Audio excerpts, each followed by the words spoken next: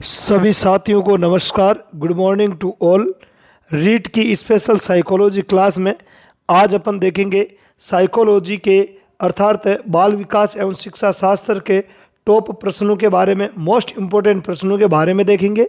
तो ये जो क्लास है वो अपने लेवल 1 और लेवल 2 दोनों ही रीट वाले परीक्षार्थियों के लिए उपयोगी रहने वाली है और इससे आप अपनी तैयारी की जांच कर सकते हो, चेक कर सकते हो कि अभी तक आपका स्कोर है वो कितना हुआ है। तो शुरुआत करते हैं आज के पहले प्रश्न की। आज का पहला प्रश्न है, किशोर अवस्था की मुख्य विशेषता निम्न में से है।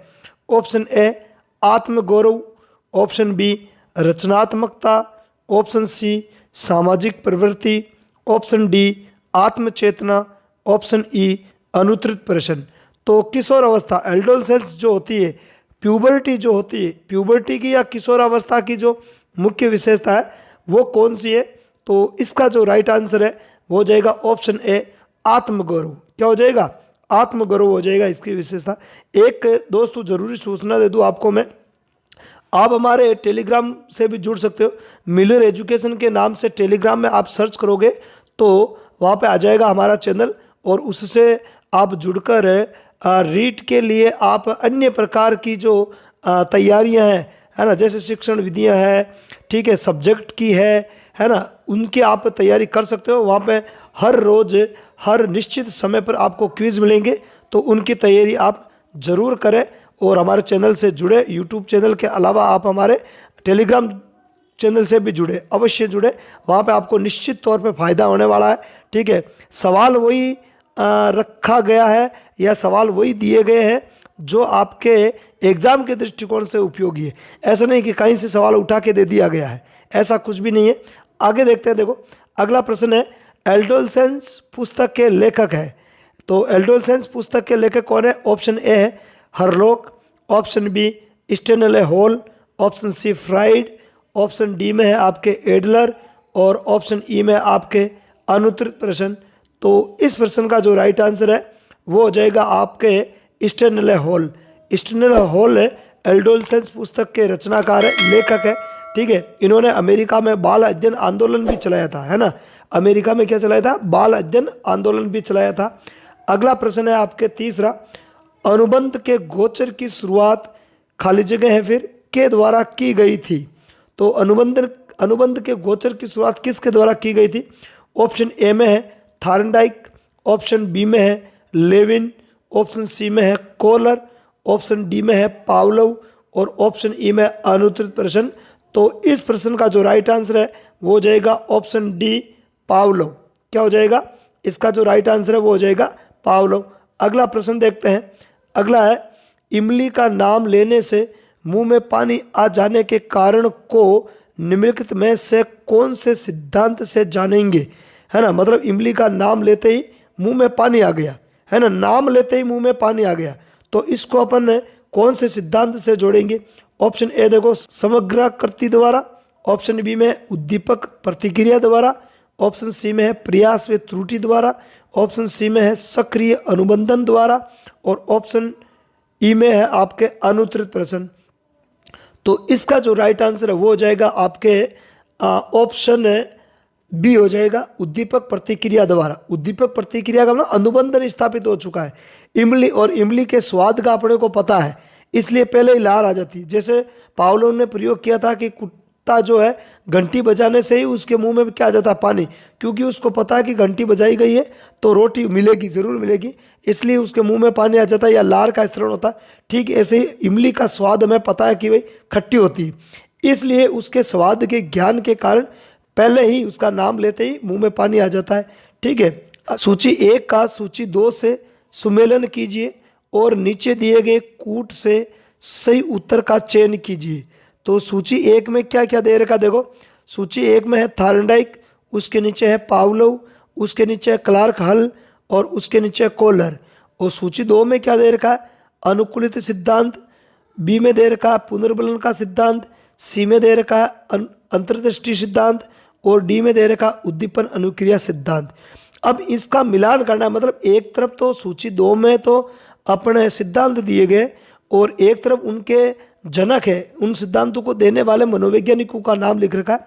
तो इसका जो राइट आंसर है वो क्या होगा, वो अपने को बताना है। तो इस प्रश्न का जो राइट आंसर है वो देखो, अपन बात करें तो इसका जो राइट आंसर है वो हो जाएगा ऑप्शन सी, है ना।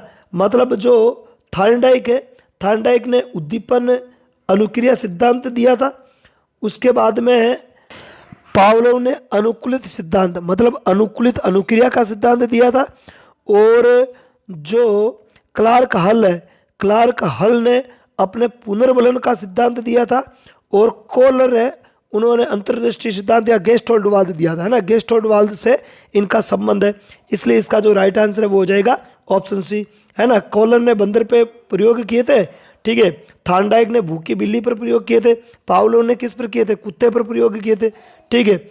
अगला प्रश्न है आपके, छठा प्रश्न है, अभिप्रेरणा सामान्य क्रियाकलापों का प्रभाव है जो प्राणी के व्यवहार को इंगित और निर्देशित करता है, ये परिभाषा दी है। तो ये तो सीधी परिभाषा है, तो बताना इस परिभाषा को देने वाले कौन थे। तो ये परिभाषा दी गई है आपके ऑप्शन ए सही है, जॉनसन द्वारा। किसके द्वारा, जॉनसन द्वारा ये परिभाषा दी गई थी।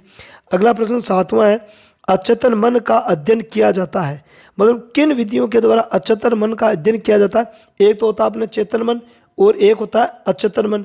तो अचेतन मन का अध्ययन किन विधियों के द्वारा करते हैं, देखते हैं। ऑप्शन ए है प्रक्षेपी विधियों द्वारा, ऑप्शन बी अवलोकन विधि द्वारा, ऑप्शन सी साक्षात्कार द्वारा, ऑप्शन डी अवलोकन द्वारा, ऑप्शन ई में अनुत्तरित प्रश्न। तो इसमें देखो अवलोकन 2 बार आ गया, ठीक है, एक तो ये। तो पहले तो इसका राइट आंसर है वो हो जाएगा अपने प्रक्षेपी विधियों द्वारा। किसके द्वारा, जो प्रक्षेपण जो विधि है इनके द्वारा अचेतन मन का अध्ययन किया जाता है। 8वां प्रश्न है, वे बालक जिन्हें अध्यापक के प्रयासों एवं अभिप्रेरणा के माध्यम से सामान्य बालक की श्रेणी में लाया जा सकता है। ऑप्शन ए है मंदबुद्धि बालक, ऑप्शन बी पिछड़े बालक, ऑप्शन सी जड़ बुद्धि बालक, ऑप्शन डी अत्यंत पिछड़े बालक, ऑप्शन ई है अनुत्तरित प्रश्न। तो ऐसे कौन से बालक है जिनको अध्यापक के प्रयास और उनको अभिप्रेरणा के द्वारा अभिप्रेरित करके, है ना, सही दिशा की ओर अभिप्रेरित करके सामान्य बालक की श्रेणी में लाया जा सकता है। तो वो बालक होंगे आपके पिछड़े बालक। कौन से, पिछड़े बालक होंगे। अगला प्रश्न है, सृजनात्मक उत्तरों के लिए आवश्यक है ना, यदि किसी बच्चे में सृजनात्मकता विकसित करनी है ना, तो इसके लिए क्या जरूरी है। ऑप्शन ए विषय वस्तु पर आधारित प्रश्न, ऑप्शन बी है प्रत्यक्ष शिक्षक एवं प्रत्यक्ष प्रश्न, इसके अलावा है ऑप्शन सी में है मुक्त उत्तर वाले प्रश्न, ऑप्शन डी में एक अत्यंत अनुशासित कक्षा, और ऑप्शन ई में अनुत्तरित प्रश्न। तो इसका जो राइट आंसर वो हो जाएगा मुक्त उत्तर वाले प्रश्न, मतलब खुले उत्तर वाले प्रश्न यदि बालक देगा तो वो अपने विचारों से सवाल का उत्तर देगा, प्रश्न का उत्तर देगा, उसमें जो फिक्स नहीं होता है ना। जैसे अति लघुत्रात्मक वगैरह ये ऐसे क्वेश्चन होते हैं जिसका फिक्स आंसर होता है। पर यदि निबंधात्मक अर्थात मुक्त उत्तर वाले प्रश्न होते हैं तो उसमें बच्चा अपने सोच के हिसाब से आंसर देता है, तो उससे क्या है कि उसमें सृजनात्मकता का विकास होता है। अब देखते हैं आज का लास्ट और अंतिम क्वेश्चन है, मूल्यांकन प्रक्रिया के 3 महत्वपूर्ण बिंदु है। ऑप्शन ए उद्देश्य, परीक्षा एवं परिणाम, ऑप्शन बी छात्र, अध्यापक एवं विषय वस्तु, ऑप्शन सी उद्देश्य, अधिगम अनुभव व मूल्यांकन के उपकरण, ऑप्शन डी छात्र, अधिगम के अनुभव एवं परीक्षा, और ऑप्शन ई में अनुत्तरित प्रश्न। तो इस प्रश्न का जो राइट आंसर है वो हो जाएगा ऑप्शन सी उद्देश्य, अधिगम अनुभव व मूल्यांकन के उपकरण। ये जो होते हैं वो मूल्यांकन प्रक्रिया के 3 महत्वपूर्ण बिंदु होते हैं या कारक होते हैं। तो इस क्लास में इतना ही पढ़ेंगे, अगली क्लास में फिर टॉप क्वेश्चन के साथ हाजिर होंगे। तब तक के लिए धन्यवाद। जय हिंद।